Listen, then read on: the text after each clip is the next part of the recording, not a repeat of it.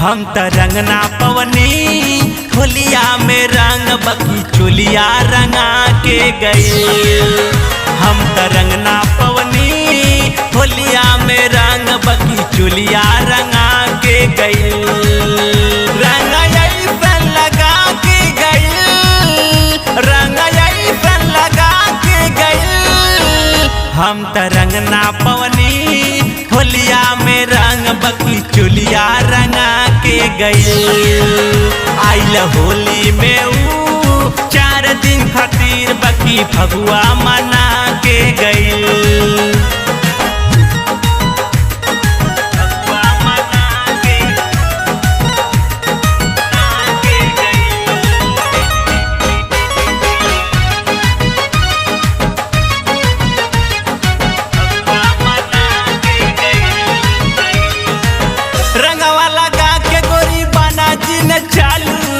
लाल पियर हो खेत काहे तू ल जालू,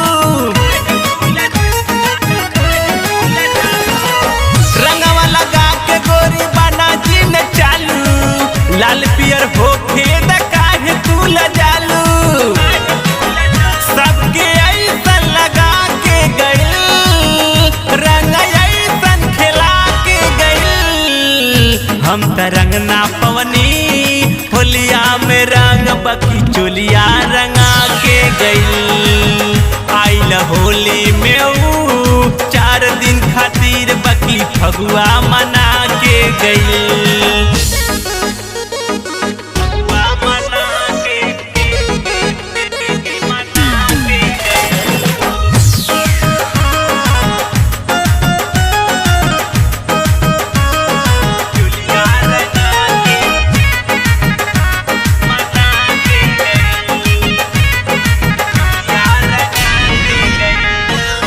होली में आइली अपना दीदी के घरे, हंसी खुशी बात अपना जीजा से कहे।